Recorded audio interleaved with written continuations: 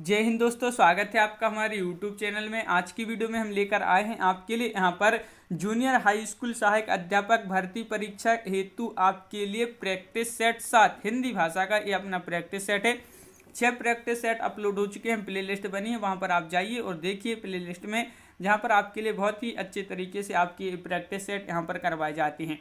अगर आपको कोई सा भी प्रश्न में जो भी डाउट है तो वह आप कमेंट करके पूछ सकते हैं और कमेंट में आप बता सकते हैं।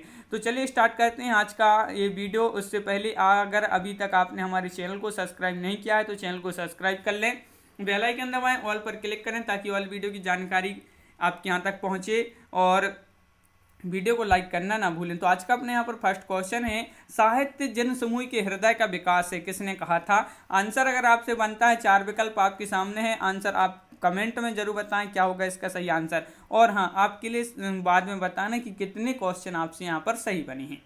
तो साहित्य जन समूह के हृदय का विकास है, किसने कहा था? तो आपका सही आंसर है यहाँ पर बालकृष्ण भट्ट, यानी कि विकल्प नंबर बी आपका सही आंसर है। क्वेश्चन नंबर 2 आपसे पूछा है, हम्मीर रासो किसकी रचना है?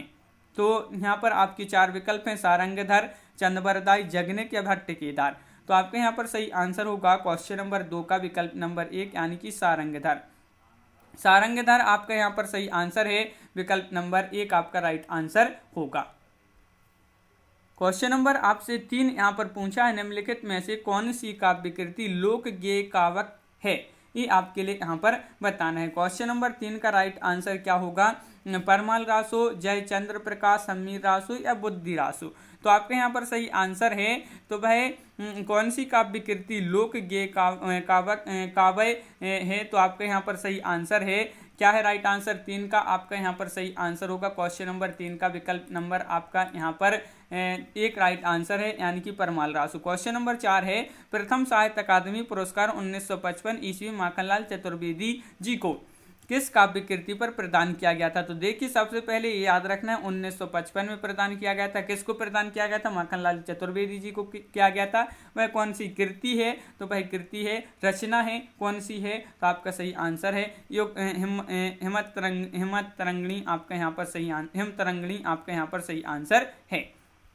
क्वेश्चन नंबर 5 आपसे यहाँ पर पूछा गया है, निम्नलिखित कवियों में से कौन राष्ट्रीय सांस्कृतिक काव्यधारा के अंतर्गत नहीं आती? तो कौन नहीं आते हैं? तो क्वेश्चन नंबर 5 का आपका जो सही आंसर है, माखनलाल चतुर्वेदी, सुमित्रानंदन पंत, बालकृष्ण शर्मा नवीन या सुभद्रा कुमारी चौहान। तो क्वेश्चन नंबर 5 का राइट आंसर है, विकल्प नंबर सी, सुमित्रानंदन पंत आपका यहाँ पर सही आंसर है। अगला क्वेश्चन है, इतिवृत्तात्मकता किस युग की प्रमुख काव्य प्रवृत्ति है? भारतेंदु युग, द्विवेदी युग, छायावादी युग या उत्तर छायावादी युग? तो आपके यहाँ पर सही आंसर है, इतिवृत्तात्मकता किस युग की प्रमुख काव्य प्रवृत्ति है? तो आपका 6 का राइट आंसर है सी, यानी कि द्विवेदी युग आपका राइट आंसर है। समस्या पूर्ति किस युग की काव्य प्रवृत्ति रही है? तो ये आपके लिए क्वेश्चन नंबर 7 आपसे पूछा गया है और 7 का जो राइट आंसर है वह है आपका यहाँ पर राइट आंसर भारतेंदु युग। भारतेंदु युग आपका यहाँ पर सही आंसर होगा। क्वेश्चन नंबर 8 पूछा गया है, निम्नलिखित साहित्यकारों में से किसका जन्म उत्तर प्रदेश में हुआ था? देवकीनंदन खत्री, वियोगी हरि, कामता प्रसाद गुरु या सत्यनारायण कविरत्न? तो वह कौन से हैं साहित्यकार जिनका जन्म यूपी उत्तर प्रदेश में हुआ था? तो राइट आंसर है सत्यनारायण कविरत्न आपका यहाँ पर सही आंसर होगा। क्वेश्चन नंबर 9 है, शिवाजी का पत्र किसकी रचना है? वियोगी हरि, यहाँ पर वियोगी हरि हैं, निराला प्रसाद या रामधारी सिंह दिनकर? तो आपके यहाँ पर शिवाजी का पत्र ये जो रचना है, ये रचना किसकी है? तो 9 का राइट आंसर है निराला, विकल्प नंबर बी आपका यहाँ पर सही आंसर है। क्वेश्चन नंबर 10 आपसे पूछा गया है, मुंशी प्रेमचंद किस पत्रिका के संपादक नहीं रहे? देखिए, नहीं रहे पूछा है आपसे, तो नहीं रहे तो आपके यहाँ पर सही आंसर होगा क्वेश्चन नंबर 10 का क्या होगा राइट आंसर? रूपाब, माधुरी, जागरण, हंस। तो रूपाब आपका विकल्प नंबर 1 राइट आंसर है। क्वेश्चन नंबर 11 है, मेजर चौधरी की वापसी किसकी कहानी है? यशपाल या आज्ञे? 2 विकल्प में से ही आप बता दीजिए क्वेश्चन नंबर 11 का राइट आंसर यहाँ पर क्या होगा कि मेजर चौधरी की वापसी किसकी कहानी है? तो आपका राइट आंसर है क्वेश्चन नंबर 11 का विकल्प नंबर 1, यानी कि अज्ञे। अज्ञे आपका यहाँ पर राइट आंसर होगा। क्वेश्चन नंबर 12 आपसे क्या पूछा गया है यहाँ पर कि किस रचनाकार का नाम गोरा पंथ है? ये आपके लिए बताना है, मनु भंडारी, शिवानी, उषा प्रेमवदा या राजेंद्र बाला? तो आपके यहाँ पर क्वेश्चन नंबर 12 का राइट आंसर है विकल्प नंबर यहाँ पर कि किस रचनाकार का नाम गोरापंथ है, तो शिवानी आपका यहाँ पर सही आंसर है। क्वेश्चन नंबर आपका यहाँ पर 13 पूछा है, सिंहासन खाली करो की जनता आती है, किसकी काव्य पंक्ति है? सुभद्रा कुमारी चौहान या रामेश्वर शुक्ल अंचल, माखनलाल चतुर्वेदी, इनमें से कोई नहीं। सिंहासन का खाली करो की जनता आती है किसकी काव्य पंक्ति है? 13 का राइट आंसर विकल्प नंबर डी, इनमें से कोई नहीं। इनमें से कोई नहीं आपका सही आंसर। क्वेश्चन नंबर 14, राष्ट्रीय गीत में भला कौन वह भारत भाग्य विधाता है, फटा सुपन्ना पहले जिसका गुण हर चरना गाता है? उपरोक्त काव्य पंक्ति किसकी है? रघुवीर सहाय, दिनकर या नागार्जुन या अज्ञे। तो ये आपके यहाँ पर 4 विकल्प हैं। क्वेश्चन नंबर है 14 और 14 का सही आंसर आपका यहाँ पर ये जो किसकी काव्य पंक्ति है, तो आपका राइट आंसर है रघुवीर सहाय। 14 का विकल्प नंबर 1 आपका यहाँ पर राइट आंसर है, बिल्कुल सही। क्वेश्चन नंबर 15 क्या पूछा गया है, निम्नलिखित में से कौन आदिकाल के अंतर्गत आता है? आदिकाल के अंतर्गत आते हैं कबीर, सुंदरदास, विद्यापति या रहीम। महत्वपूर्ण क्वेश्चन है, आदिकाल के अंतर्गत कौन आते हैं, तो आपका यहाँ पर सही आंसर है 15 का विकल्प नंबर आपका यहाँ पर बी राइट आंसर है, यानी कि विद्यापति आपका सही आंसर होगा। क्वेश्चन नंबर 16 पूछा है, डॉक्टर रामकुमार वर्मा ने हिंदी साहित्य का आरंभ कब से माना है?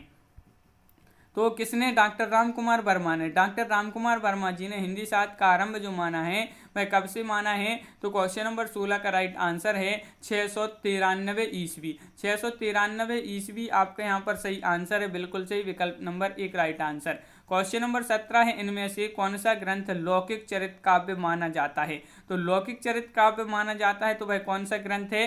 तो यहाँ पर आपके लिए बताना है। क्वेश्चन नंबर 17 का राइट आंसर क्या होगा? महत्वपूर्ण क्वेश्चन है, इनमें से कौन सा ग्रंथ लौकिक चरित काव्य माना जाता है? तो 17 का विकल्प नंबर 1 यानी कि भविष्यत कहा आपका राइट आंसर होगा।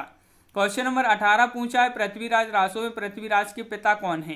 पृथ्वीराज रासो में पृथ्वीराज के जो पिता हैं वह कौन है? राजेश्वर हैं, समरस हैं, सोमेश्वर या अनंगपाल।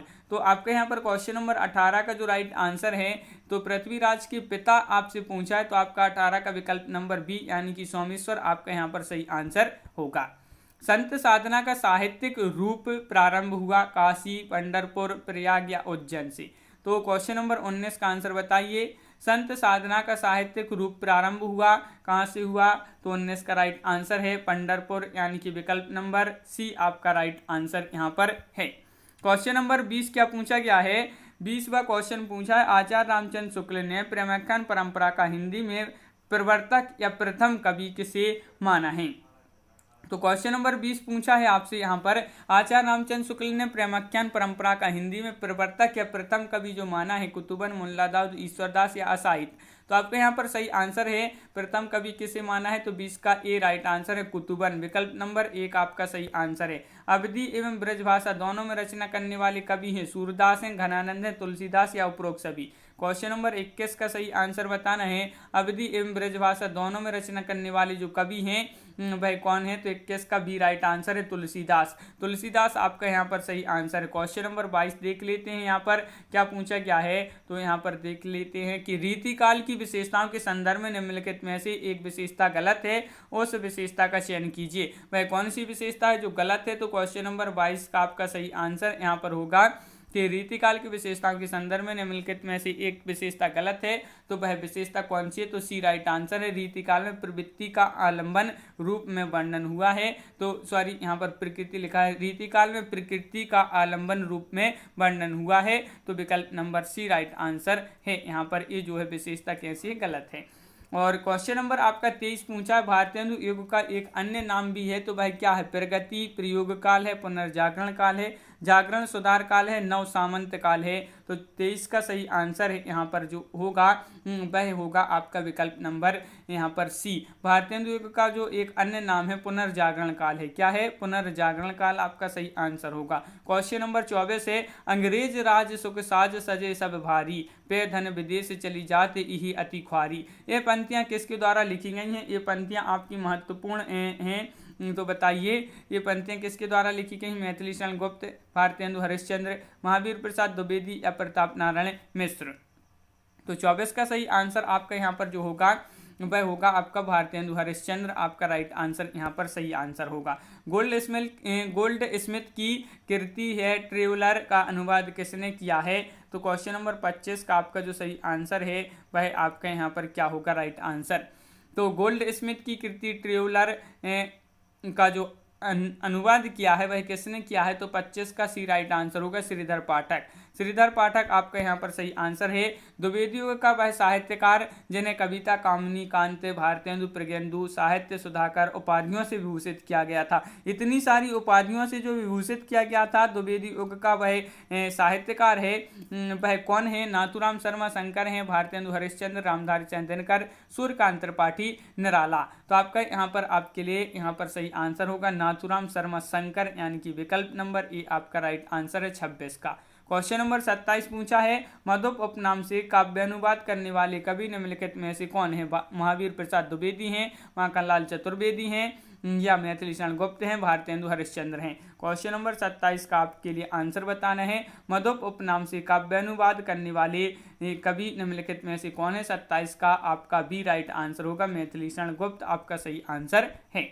क्वेश्चन नंबर 28 है निम्नलिखित में से कौन सी रचना अयोध्या सिंह उपाध्याय हरिवंश की नहीं है पूछा है आपसे। तो आपका यहाँ पर सही आंसर है विचित्र विवाह, चौखे चौपदे, या वैदेही वनवास, या चुभते चौपदी। तो आपके यहाँ पर 28 का सही आंसर नहीं पूछा है, अयोध्या सिंह उपाध्याय हरिवंश जी की रचना नहीं है। तो आपका 28 का विकल्प नंबर एक राइट आंसर है विचित्र विवाह, आपका सही आंसर होगा। क्वेश्चन नंबर आपका यहाँ पर पूछा है 29 की छायावाद की निम्नलिखित विशेषताएं हो सकती हैं। तो विशेषण, विपर्याय, या स्वच्छंद, भावावेश, मूर्त विधान, या इतिवृत्तात्मकता। यहाँ पर आपके कूट भी दिए गए हैं, ये आप देख सकते हैं, ये कूट हैं। इनमें से आपके लिए बताना छायावाद की विशेषताएं हो सकती हैं, कौन कौन सी हो सकती हैं। तो 29 का सही आंसर एक राइट आंसर है विकल्प नंबर ए, यानी कि 1 2 3 1 2 3 ये जो है आपका यहाँ पर सही आंसर होगा। क्वेश्चन नंबर आपका यहाँ पर 30 पूछा है जयशंकर प्रसाद की कृतियाँ किस विकल्प में हैं।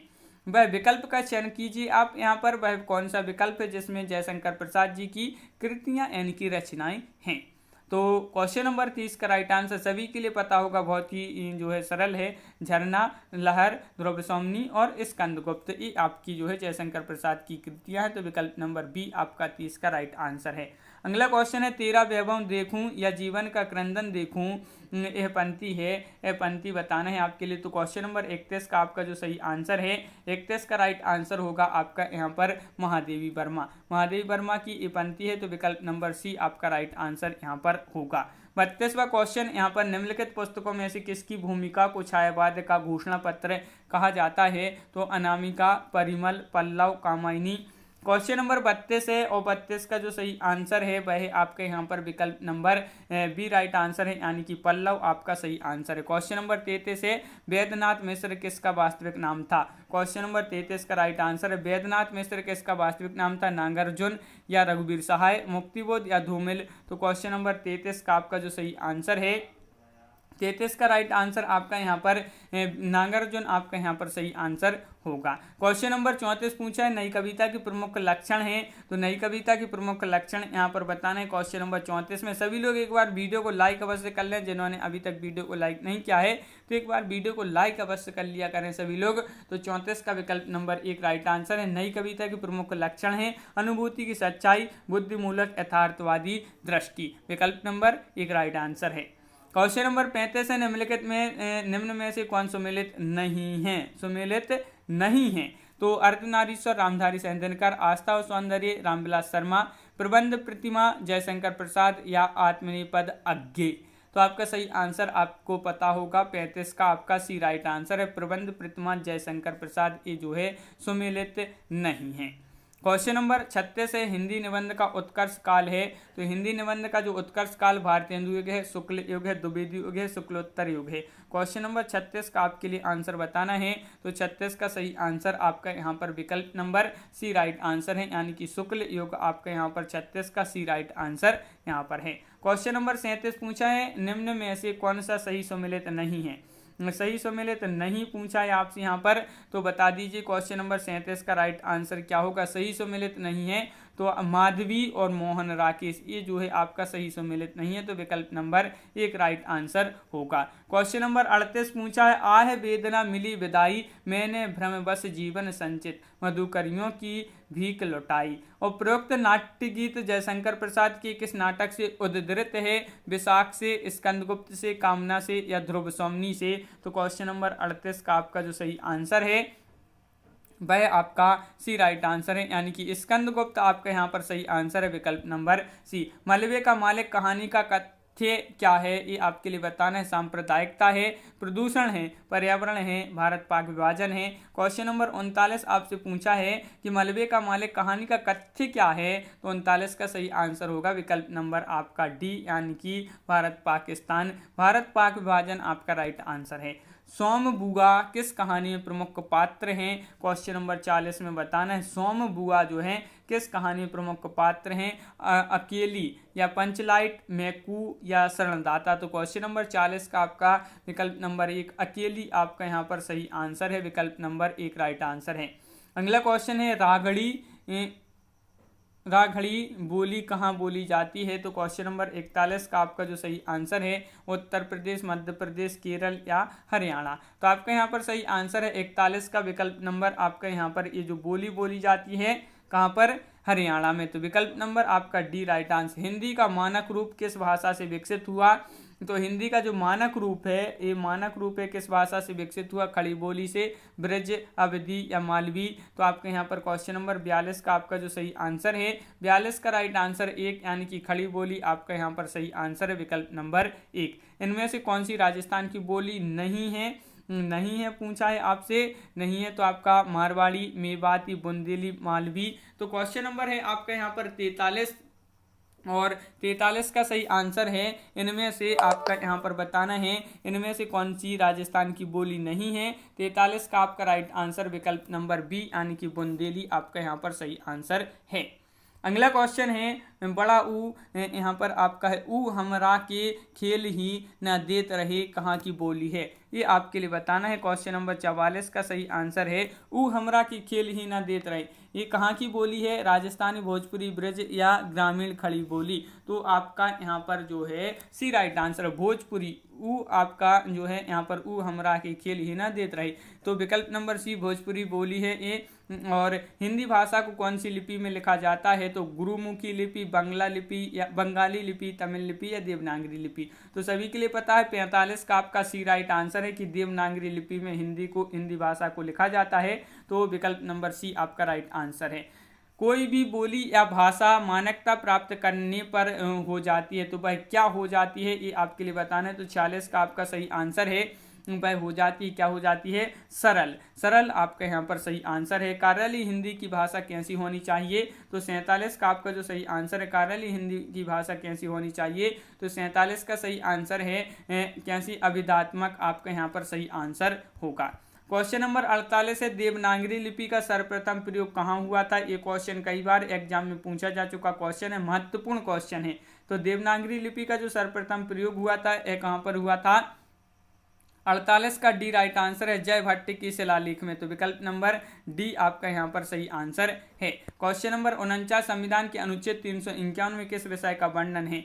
तो संविधान का जो अनुच्छेद है 351, इसमें किस विषय का वर्णन है? ये आपके लिए यहाँ पर बताना है। तो 49 का सही आंसर होगा यहाँ पर विकल्प नंबर डी, यानी कि हिंदी भाषा के विकास संबंधित निर्देश का वर्णन 351 अनुच्छेद में है, इसका इस विषय का वर्णन।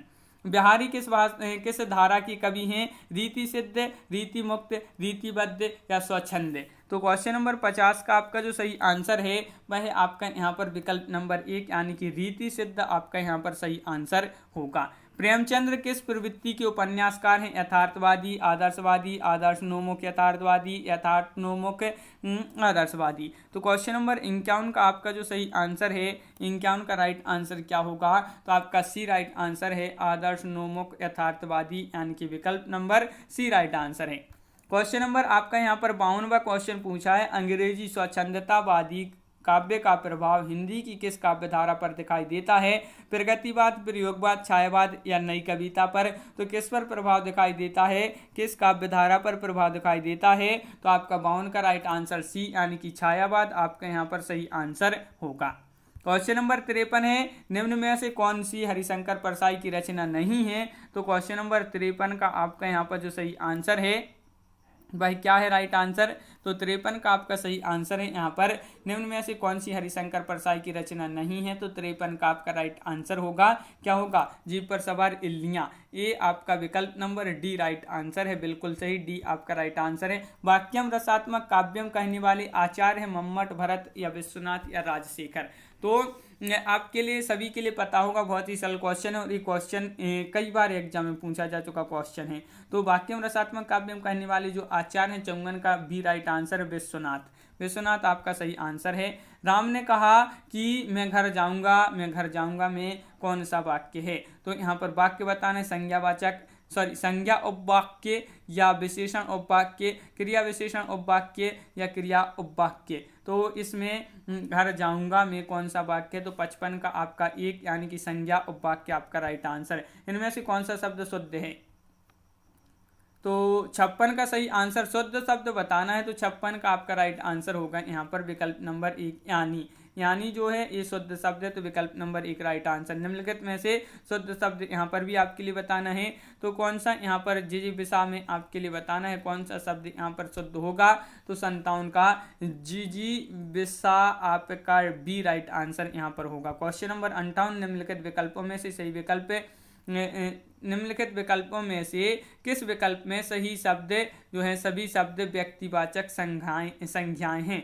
तो कौन सा वह विकल्प है जिसमें सभी शब्द क्या हैं? व्यक्तिवाचक संज्ञाएं हैं। तो क्वेश्चन नंबर 58 का बताना है, तो व्यक्तिवाचक आपके लिए जो है यहाँ पर दिख रहा होगा, लग रहा होगा रामचरितमानस और गंगा, ये जो है आपका विकल्प नंबर 1 राइट आंसर होगा। तो 58 का आपका यहाँ पर विकल्प नंबर 1 बिल्कुल सही। क्वेश्चन नंबर आपका 59, कौन सा शब्द अव्ययी भाव समास का उदाहरण है? नवग्रह, महात्मा या गांठकर या अमरण? तो यहाँ पर अव्ययी भाव समास का उदाहरण बताना है, तो 59 का आपका डी राइट आंसर है आमरण। मोती का तत्सम होगा, तो मोती का तत्सम क्या होगा ये आपके लिए बताना है। तो मोती का तत्सम आपका जो 60 नंबर क्वेश्चन पूछा गया है 60 का आपका सी राइट आंसर है, यानी कि मुक्ता आपका सही आंसर यहाँ पर होगा। आम खाया जाता है में कौन सा वाच्य है? वाच्य बताना है, तो 61 का आपका जो सही आंसर है 61 का राइट आंसर क्या है? इसमें वाच्य बताना है, आम खाया जाता है तो कर्म वाच्य है, विकल्प नंबर बी राइट आंसर। बहुत ही सरल क्वेश्चन है। विकल्पों में से पुल्लिंग शब्द का चयन करना है। यहाँ पर पुल्लिंग शब्द कौन सा है? यहाँ पर आप चुन लीजिए, विकल्प में से बता दीजिए कौन सा सही आंसर होगा। पुल्लिंग शब्द का चयन करना है, तो 62 का सही आंसर है तेजस्वी ये आपका पुल्लिंग शब्द है, तो विकल्प नंबर 1 राइट आंसर है। क्वेश्चन नंबर आपका यहाँ पर 63 पूछा है, दशरथ के पुत्र राम ने रावण को मारा, इस वाक्य में कौन सा पद कारक बनने की सबसे कम योग्यता रखता है? सबसे कम योग्यता रखता है कारक बनने की, वह कौन सा पद है आपके लिए बताना है। तो 63 का सही आंसर होगा दशरथ यानी कि विकल्प नंबर सी राइट आंसर है। क्वेश्चन नंबर 64 है, निम्नलिखित में से कौन सा शब्द तत्सम है? माँ, केला, मछली, अमूल्य। तो क्वेश्चन नंबर 64 का आपका जो सही आंसर है, कौन सा शब्द तत्सम है? 64 में आपका सही आंसर होगा यहाँ पर अमूल्य ये तत्सम शब्द है। क्वेश्चन नंबर 65, निम्नलिखित में से कौन सा शब्द तत्सम? यहाँ पर भी आपके लिए तत्सम बताना है, 65 में भी आपके लिए तत्सम बताना है। तो 65 का आपका यहाँ पर तत्सम में आपका जो सही आंसर होगा अग्र यानी कि विकल्प नंबर 1 आपका सही आंसर है। निम्नलिखित में से कौन सा अज्ञानी का पर्याय नहीं है? तो अज्ञ, मूर्ख, भिज्ञ, अनभिज्ञ। तो देखिए अज्ञानी का पर्याय नहीं पूछा है आपसे, तो नहीं में आपका यहाँ पर हो जाएगा भिज्ञ यानी कि विकल्प नंबर बी राइट आंसर है। क्वेश्चन नंबर आपका यहाँ पर 67 है, मौसम आज कुछ सुहावना सा है, वाक्य में सुहावना शब्द किस परिचायक शब्द है? मौसम आज कुछ सुहावना सा है, वाक्य में सुहावना शब्द किसका परिचायक शब्द है? तो 67 का सी राइट आंसर है विशेषण आपका सही आंसर है। अभी राधा सो गई है, तो इसमें सामान्य भूतकाल है या आसन्न भूतकाल, पूर्ण वर्तमान काल या संदिग्ध पूर्ण वर्तमान काल? 68 का आपका बी राइट आंसर होगा, आसन्न भूतकाल आपका यहाँ पर विकल्प नंबर बी यहाँ पर सही आंसर होगा। मंगल भवन या मंगलहारी द्रवहु सो दशरथ अजर बिहारी। इन पंक्तियों में किस छंद का प्रयोग हुआ है? मंगल भवन या मंगलहारी, द्रवहु सो दशरथ अजर बिहारी। तो इस पंक्तियों में आपके लिए छंद का प्रयोग बताना है, तो छंद सोरठा, दोहा, चौपाई, सवैया। तो आपके लिए पता होगा इसमें जो है कौन सा छंद प्रयोग हुआ है, तो चौपाई आपका सही आंसर होगा। अगला क्वेश्चन है, माला फेरत जुग गया फिर यहाँ पर क्या है? माला फेरत जुग गया फिरा ना मन का फेर, कर का मन का डारी दे मन का फिर। इस दोहे में कौन सा अलंकार है? यहाँ पर अलंकार बताना है। तो आपके यहाँ पर जो 70वां क्वेश्चन है इसका सही आंसर है, इसमें यमक अलंकार है। क्वेश्चन नंबर है, निर्विवाद में समास है। क्वेश्चन नंबर 71 है, निर्विवाद में कौन सा समास है? कर्मधारय, तत्पुरुष, अव्ययी भाव या बहुब्रीहि। तो 71 का राइट आंसर होगा अव्ययी भाव, यानी कि विकल्प नंबर बी आपका सही आंसर है। अगला क्वेश्चन है, धातुष्मा में प्रयुक्त संधि कौन सी है? अयादि, गुण, दीर्घयण। तो 72 का सही आंसर बताना है। महत्वपूर्ण क्वेश्चन है, धातुष्मा में आपके लिए संधि बताना है। 72 का सी यानी कि दीर्घ राइट आंसर होगा। क्वेश्चन नंबर 73 है, निम्नलिखित शब्दों में से किसमें स्वर संधि है? तो तपोगुण में, अतएव, रामायण या सज्जन। तो क्वेश्चन नंबर 73 का आपका जो सही आंसर है वह आपका 73 का बी राइट आंसर है, यानी कि रामायण आपका यहाँ पर बी यहाँ पर सही आंसर है। क्वेश्चन नंबर 74 है, दिए गए वाक्य में प्रयुक्त अलंकार की भेद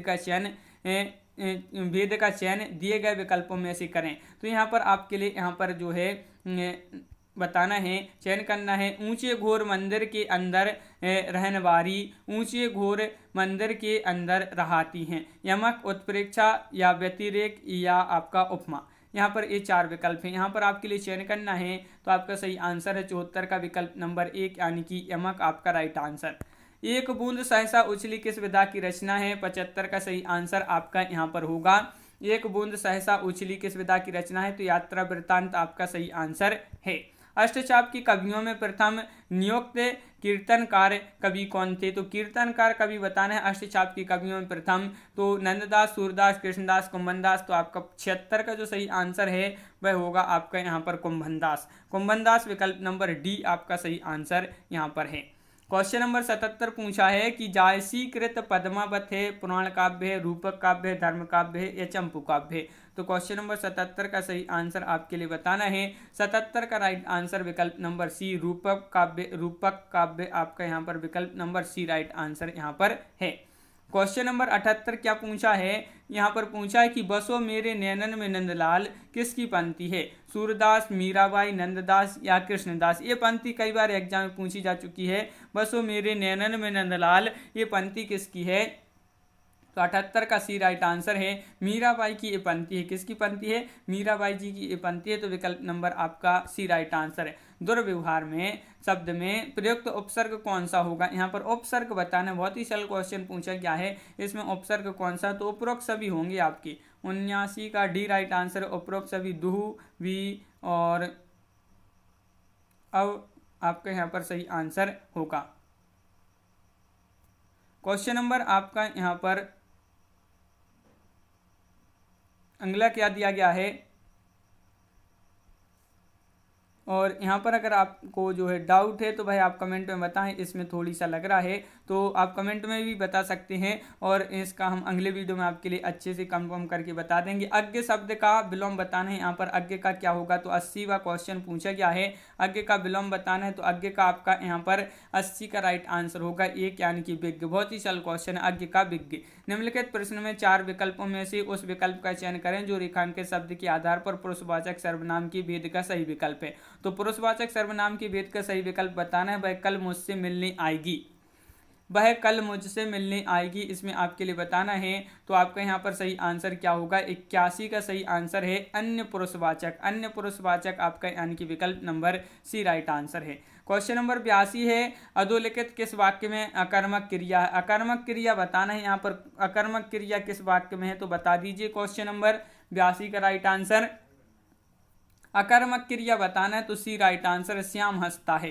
क्वेश्चन नंबर आपका 83, अफसोस में जा अफसोस में नहीं जा सका। रेखांकित शब्द का अव्यय का प्रकार बताइए। अव्यय का प्रकार बताना है तो 83 का आपका जो सही आंसर होगा, 83 का विकल्प नंबर आपका यहाँ पर बी राइट आंसर होगा, बिल्कुल सही। शोक सूचक अव्यय आपका सही आंसर होगा। क्वेश्चन नंबर 84 है, हिंदी की अग्र आवृत्ताकार संवृत्त स्वर ध्वनि है आ है या बड़ा आ या ई। तो ये आपके चार विकल्प हैं। हिंदी की अग्र आवृत्ताकार संवृत्त स्वर ध्वनि है तो आपका यहाँ पर सही आंसर है 84 का विकल्प नंबर आपका ई राइट आंसर होगा, ई बिल्कुल सही। निम्नलिखित में कंठ ध्वनियाँ कौन सी हैं? कंठ ध्वनियाँ बताना है आपके लिए 85 का सही आंसर। तो कंठ ध्वनियाँ का खा आपका यहाँ पर सही आंसर है, का खा, यानी कि विकल्प नंबर 1 राइट आंसर है। अगला क्वेश्चन है, अंगोचा तत्सम शब्द यहाँ पर देख लेते हैं, थोड़ी सा देख लेते हैं अपना जो क्वेश्चन है कि अंगोचा तद्भव शब्द का तत्सम रूप निम्नलिखित में से कौन सा है? यहाँ पर कौन सा है ये बताना है। तो 86 का आपका राइट आंसर है विकल्प नंबर सी, यानी कि अंग प्रोक्षा आपका यहाँ पर सही आंसर है, विकल्प नंबर सी राइट आंसर। निम्नलिखित पद में कौन सा पद बैया प्रत्यय लगने से बना है? बैया प्रत्यय लगने से वह कौन सा आपके लिए बताना है कौन सा पद बना है? तो 87 का आपका सही आंसर है भैया, आपके लिए अलग ही दिख रहा होगा, खबैया आपका यहाँ पर राइट आंसर है, बिल्कुल। अगला क्वेश्चन क्या पूछा है यहाँ पर तो देख लेते हैं। यहाँ पर क्या है, सुहावना लिखाई और छलिया में निहित प्रत्यय के लिए सही विकल्प का चयन कीजिए। यहाँ पर आपके लिए प्रत्यय बताना है। यहाँ इन 3 शब्द आपके लिए सुहावना, खिलाई और छलिया में निहित प्रत्यय के लिए सही विकल्प का चयन करना है। 88 का आपका डी राइट आंसर होगा। सुहावना में आपका आउना और लिखाई में आई और छलिया में या, आपका इस प्रकार विकल्प नंबर डी राइट आंसर होगा। अकारांत स्त्रीलिंग शब्द का बहुवचन बनाने के लिए क्या किया जाता है ये आपके लिए बताने की। अकारांत स्त्रीलिंग शब्द का बहुवचन बनाना है तो क्या किया जाता है ये आपके लिए बताना है। तो 89 का आपका राइट आंसर है क्या है, अंत्य स्वर के बदले ए जो है एन का कर दिया जाता है। तो इस प्रकार आपका सी राइट आंसर यहाँ पर होगा। अगला क्वेश्चन है, लल्लो चप्पो करना मुहावरे का अर्थ बताना है। यहाँ पर क्या होगा इसका अर्थ? तो क्वेश्चन नंबर 90 का राइट आंसर होगा बातें बनाना, विकल्प नंबर आपका यहाँ पर 1 राइट आंसर है, विकल्प नंबर ए बिल्कुल सही। अगला क्वेश्चन है, आविर्भाव का समानार्थी क्या होगा? विश्लेषण होगा, संप्रदाय या रूपगत या अवतरण। तो क्वेश्चन नंबर 91 यानी कि 91 का सही आंसर होगा, विकल्प नंबर डी यानी कि अवतरण आपका सही आंसर है। अद्री शब्द का अर्थ क्या है? दुख है, व्यर्थ है, गीला है, पर्वत है। तो क्वेश्चन नंबर 92 का सही आंसर होगा अद्री शब्द है और इसका जो अर्थ होगा वह पर्वत होगा, यानी कि विकल्प नंबर डी आपका यहाँ पर सही आंसर है। क्वेश्चन नंबर है आपका यहाँ पर 93, मात्रिक विषम संयुक्त छंद कौन सा है ये आपके लिए बताना है। मात्रिक विषम संयुक्त छंद है छप्पा है, हरिगीतिका, कुंडलियां या सौरठा। तो आपके यहाँ पर सही आंसर है 93 का विकल्प नंबर 93 का विकल्प नंबर कुंडलियां, यहाँ पर डी राइट आंसर होगा। अनेकार्थी शब्द पानी के लिए निम्नलिखित में से गलत विकल्प का चयन करना है। तो यहाँ पर आपके लिए गलत जो विकल्प है वह चयन कीजिए। क्वेश्चन नंबर 94 का सही आंसर क्या होगा? तो 94 का गलत संजीवनी आपका राइट आंसर होगा, संजीवनी आपका सही आंसर है। अरण्य रोदन मुहावरे का अर्थ स्पष्ट करना है। तो इसका जो मुहावरे का अर्थ स्पष्ट यहाँ पर क्या होगा? 95 का आपका राइट आंसर बताना है। तो 95 का निरर्थक आपका यहाँ पर विकल्प नंबर सी राइट आंसर होगा, निरर्थक। यहाँ पर आपके लिए बताना है, ये गद्यांश आपका यहाँ पर दिया गया है काव्यांश, जिसको पढ़कर आपके लिए नीचे यहाँ पर उत्तर बताने होते हैं। तो यहाँ पर पहले एक काव्यांश पढ़ लेते हैं क्या है। तो देखिए, विविध प्रांत है अपनी अपनी भाषा के अभिमानी हम, पर इन सबसे पहले दुनिया वालों हिंदुस्तानी हम, रहन सहन में खान पान में भिन्न भले ही हो कितने, इस मिट्टी को देते आए मिलजुल कुर्बानी हम, सदियों से कुचले लाखों तूफान हमने पद तले से, और आज झुके कुछ टकरा कर तो कल लगते फिर जो है जागी से, अंडमान से कश्मीर भले ही दूर दिखाई दे कितना, पर हर प्रांत जुड़ा है अपना अगणित कोमल धागों से, जिस ओर बढ़ाए पग हमने हो गई उधर भू नव मंगल, आज़ाद वतन के बासिंदे हर चरण हमारा है बादल। और यहाँ पर है, इसमें आपके लिए ये जो है आपका काव्यांश हो गया है। अब इससे क्वेश्चन बनते हैं। तो इसमें हम भारतीय जिधर भी अपने कदम बढ़ाते हैं वहाँ आगे आपके लिए यहाँ पर बताना है। तो क्या होगा सही आंसर, तो यहाँ पर आपका होगा कि हम भारतीय जिधर भी अपने कदम बढ़ाते हैं वहाँ शुभ कार्य होते हैं, यानी कि विकल्प नंबर बी राइट आंसर होगा। अगला क्वेश्चन, पेड़ शब्द का समानार्थी नहीं है। नहीं पूछा है आपसे यहाँ पर, नहीं में आपका यहाँ पर क्या हो जाएगा, तो पेड़ शब्द का समानार्थी नहीं है, तो आपका सही सी राइट आंसर है 9। अगला क्वेश्चन क्या पूछा है कि कविता के अनुसार विविधताओं के बीच भी हम एक हैं, क्योंकि सबसे पहले हम क्या हो गए, यहाँ पर आपके लिए बताना है क्या होगा राइट आंसर। तो आपका सही आंसर है कविताओं के अनुसार विविधताओं के बीच भी हम एक हैं, क्योंकि सबसे पहले हम भारतीय हैं। विकल्प नंबर डी आपका राइट आंसर होगा। यहाँ पर समास की दृष्टि से शेष से भिन्न पद है, तो शेष से भिन्न पद खान पान, अपनी अपनी, मिलना जुलना या रहन सहन। यहाँ पर आपके लिए जो भिन्न पद बताना है समास की दृष्टि से, तो आपका यहाँ पर 99 अपनी अपनी, ये जो है भिन्न है, तो यहाँ पर ये आपका जो है विकल्प नंबर सी राइट आंसर होगा। क्वेश्चन नंबर 100 पूछा है, सदियों से कुचले लाखों तूफान हमने पद तले से। कथन में तूफान का भाव क्या है, आक्रमण, आंधियां, लड़ाइयाँ या कठिनाइयाँ। तो 100 का सही आंसर आपका जो होगा वह होगा आपका यहाँ पर कठिनाइयाँ, यानी कि विकल्प नंबर डी आपका सही आंसर है। तो इस प्रकार अपने यहाँ पर 100 क्वेश्चन जो है कंप्लीट हुए हैं। कैसा लगा ये वीडियो आप कमेंट में जरूर बताएं, कितने क्वेश्चन आपसे सही बने हैं आप कमेंट में जरूर बताएं। इसी तरह की बहुत सारे प्रैक्टिस हम करवाएंगे, तो चैनल को सब्सक्राइब कर लें, बेल आइकन दबाएं, ऑल पर क्लिक करें, ताकि ऑल वीडियो की जानकारी सबसे पहले आपके यहाँ तक पहुँचे। ज़्यादा से ज़्यादा वीडियो को शेयर करें और वीडियो को लाइक करना ना भूलें। तो आज की वीडियो में बस इतना ही। सभी के लिए बहुत बहुत धन्यवाद। जय हिंद।